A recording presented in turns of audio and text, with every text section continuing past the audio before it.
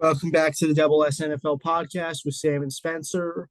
Today is day two of our 32 teams, 32. 32 teams, 32 days. Today is the Detroit Lions. As we know, 3-13-1 in 2021.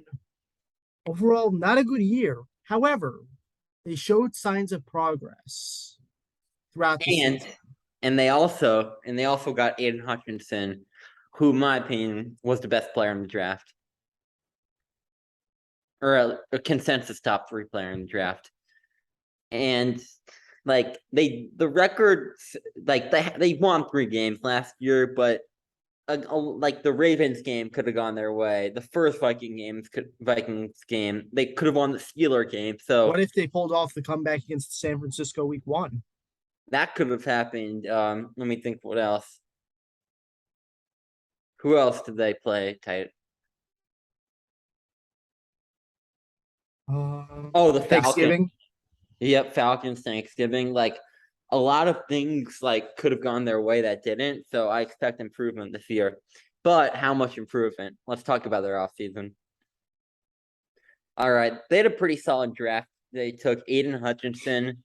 Do you like that pick, or would you have gone KT? I like that pick. What do you think about the Jameson Williams pick at 12 and the trade up? I thought they were going to take Malik Willis, but I feel like the quarterbacks are better this year. So I understand putting weapons around that Golf. new quarterback next year. Yeah, I agree. And the thing about Jameson Williams is he's hurt probably till week 9, I've been hearing, but when he comes back, he gives that offense a thing it hasn't had since Calvin Johnson, and that's a lot of explosiveness, and that's going to be huge, especially with the especially with the QB next year, like Bryce Young, CJ Stroud, Tyler Van Dyke, someone like that. It's going to provide the offense will be a top 10 unit next year. I can guarantee it. DJ Shark was a notable addition. Isn't it a 1-year deal? I think it's a 1-year deal, yeah. So he got a prove it contract from Detroit, and I'm pretty sure he'll be their wide receiver 1 this year. Yeah, with St. Brown in the slot. And then Reynolds will be on the outside. I really like the Deshaun Elliott signing, and he's not this great safety or anything. The safeties are still a pretty poor unit overall, but I think if there's one player who could surprise and break out this year, I think it very well could. I think it very well could be Elliott. What do you think? I like that move wasn't bad for sure. Where did they get him from again? Everything. I have no idea. I think it was Baltimore. All right. Got some questions. What do you think personally about Jeff Okudah at this point, heading into year 3? He looks like a bust. It's unfair to declare injured players busts, but even when he has played, it hasn't been pretty. Let me I think just. This will end up being his last year in Detroit. It very well could be, and I think he'll improve. But one more injury, or he starts the year out very poor, he's done, and I don't think he'll get a shot to start in the league again. And it's very unfortunate because I loved Okudah coming out of college, even as a Michigan fan. But at this point, he's on his last shot. It's year 3. It's make it or break it, and I think there's a greater chance he disappoints than succeeds, unfortunately. But if he proves me wrong, I'd be happy for him. He has all the talent in the world, but he just has to put it together.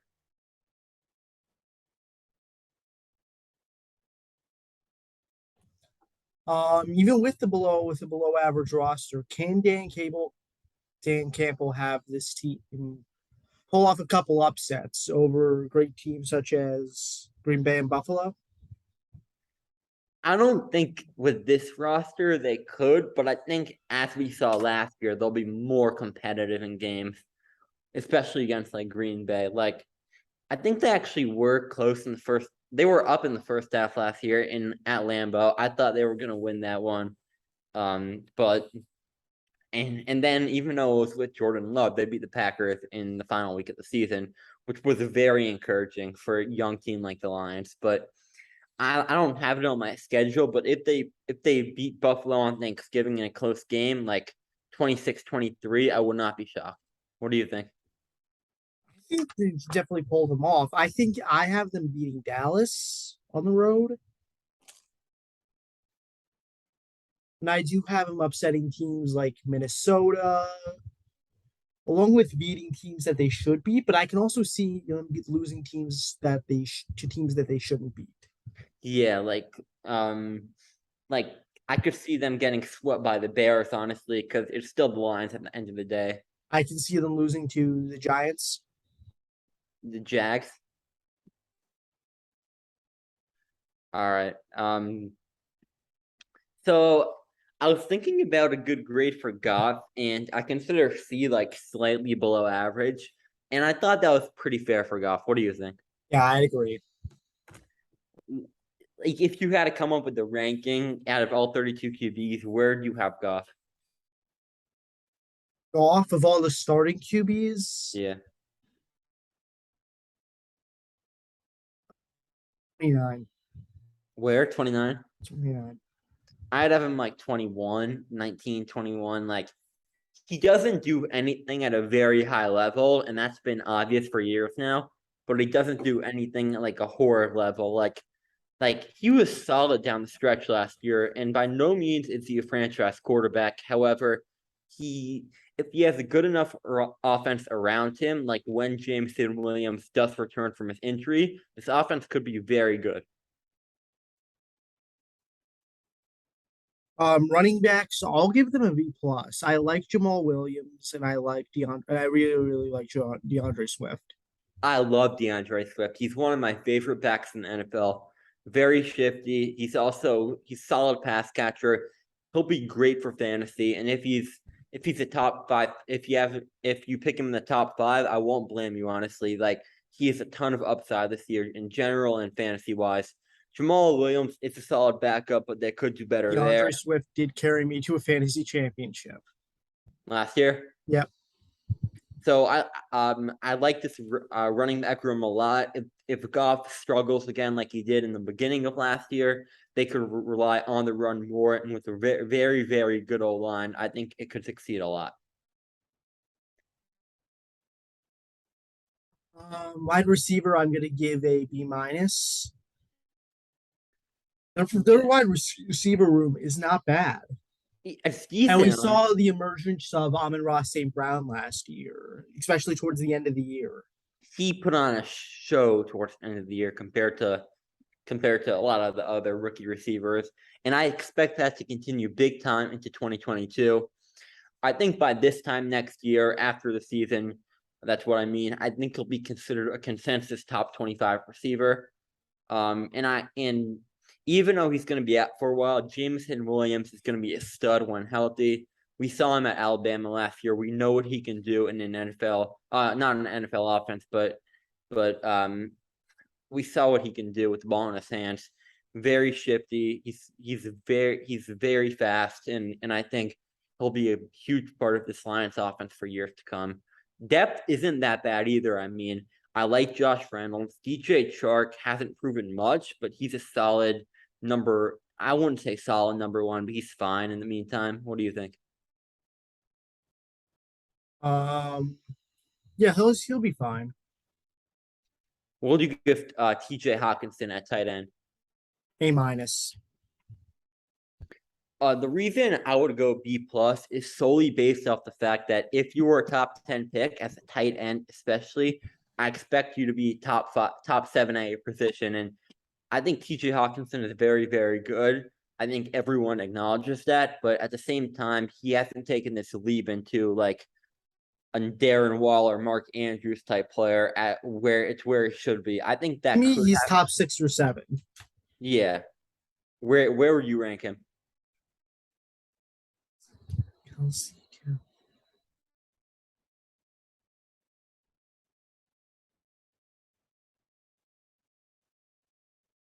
Like 7 or 8? 7. Yeah, I have him around the 7 to 9 range. That's what I find fair. I think this is a bold take, but I think Detroit's offensive line will be the NFL's best this year. Um, like even though he had some rookie struggles early on last year, Penei Sewell was fantastic to finish the year. You want to talk more about that? Yeah, he was an outstanding pick that I'm shocked fell to Detroit. And all I see is the grass being greener ahead. And now it's fully healthy. Healthy Taylor Decker, who's a very solid tackle, left tackle. I love Frank Ragnow, and the rest of the line with Jonah Jackson and Vaitai is solid too. So there's not really a weakness here, and on any given day, this line can be better than any other teams. Any other team. So I think this line is going to be fantastic in 2022. The D line, on the other hand, it's very young. What do you think about Detroit's defensive line, interior and outside? It's young, but not bad. Not bad at all. And I think give it time, they can turn into one of the best units in football. What kind of production do you expect as a rookie from Aiden Hutchinson and even Josh Pascal? I think he wins Defensive Rookie of the Year. Yeah, he's probably the most pro-ready defender in the draft. Like we saw with the other edges, Trayvon Walker, he's very, very raw. Kayvon Thibodeau, his technique isn't fully there yet, even though he's fantastic. But Hutchinson, he is a very good shot to win Defensive Rookie of the Year. And the interior is solid too. I like McNeil. Brockers isn't great at this point. He's a solid piece still. Like you can't go wrong with having him. He's not like a liability or anything. And then on the other side, you have Romeo Aquara coming back, who's a very solid edge rusher. We saw in 2020 how good he was, and I don't think he'll go back to that production necessarily, but I think he'll be a big part of this defense and why this front seven will be vastly improved. All right, this linebacker core is pretty awful. What do you think about it, Sam?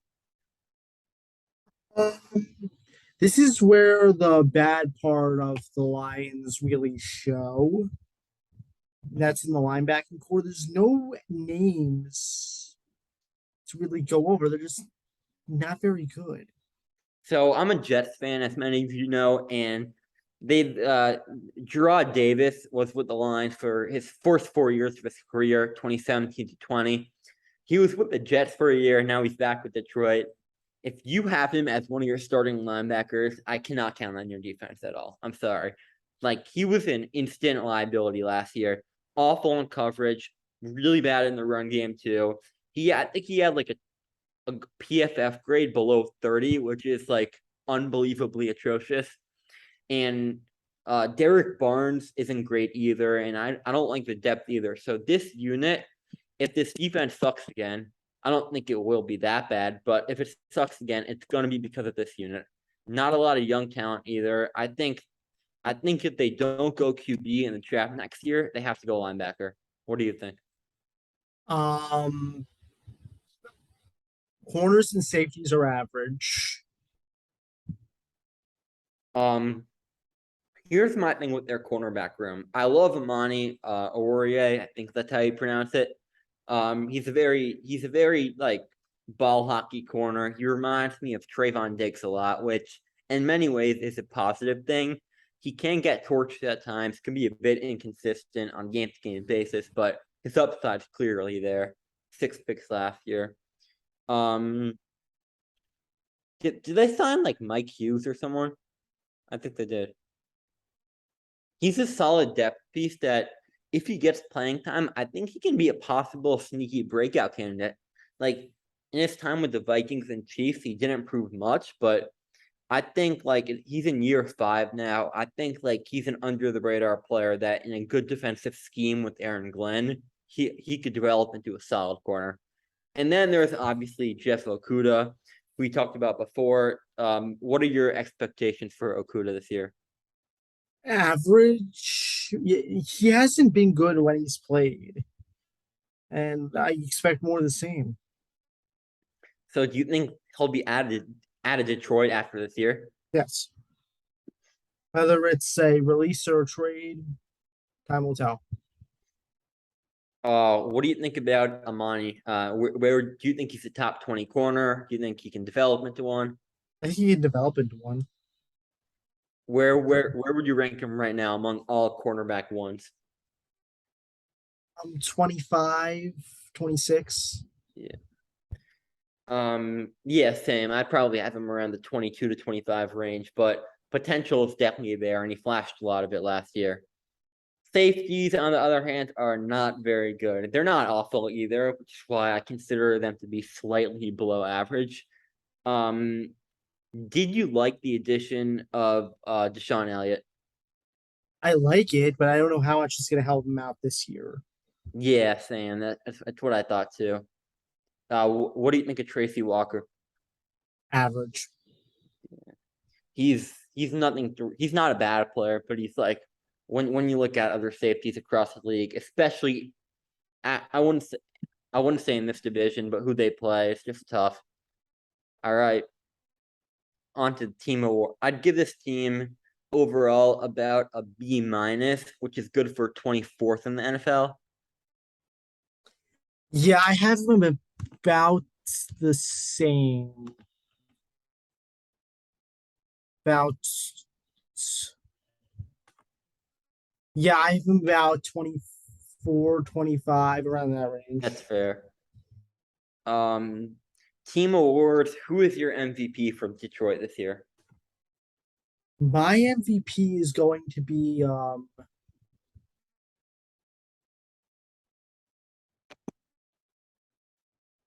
DeAndre Swift. DeAndre Swift. What kind of stat line do you think he's going to put up? I think he has 1,200 yards on the ground. I think he gets another 800 in the air. So 2,000 yard season.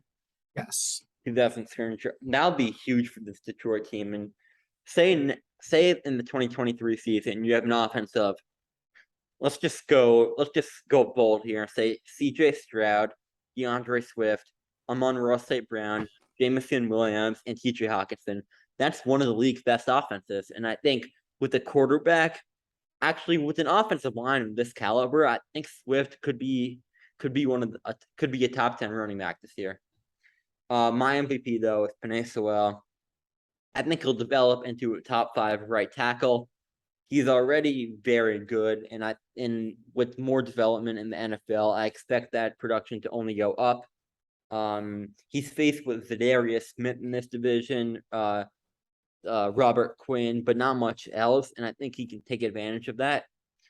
So that's where I have that.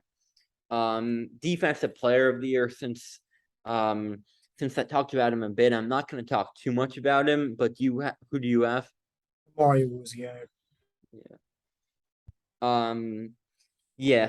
He's pretty good ball hawk corner. That's what he specializes Hold in. on, did you ask me about offensive player or defensive player? Offensive player. So, DeAndre Swift. What about defensive player? Amani? Monty. And then I'm assuming we agree on rookie of the year. Yeah, I don't think Jameson Williams is going to play enough games to be considered, really. Yeah. Who's their X factor? Amon-Ra St. Brown.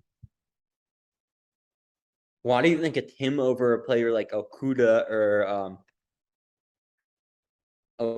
or Goff? I think that he performs well. I think he has 1,000 yards on the season. Yeah. And who is your letdown player for this team? A player who disappoints? I'm gonna see Jared Goff. Jared Goff. Do you think this is his last year starting at least in Detroit? Last year starting in Detroit. Maybe he finds a way on to like Houston or Seattle. Yeah, I think letdown is DJ Chark. Like after the 2019 season, I call Chark the most underrated receiver in the whole NFL, but he has not stayed healthy since, and I don't trust that to continue this year. And I think that'll continue this year. I think he'll have nagging injury issues, and I don't think he's ready to be a number one yet. All right. Well, this is new from yesterday, but we're gonna do a new over/under game. Do you think TJ Hawkinson has over or under 6.5 touchdowns? Over How many? 8. 8. Which other ones?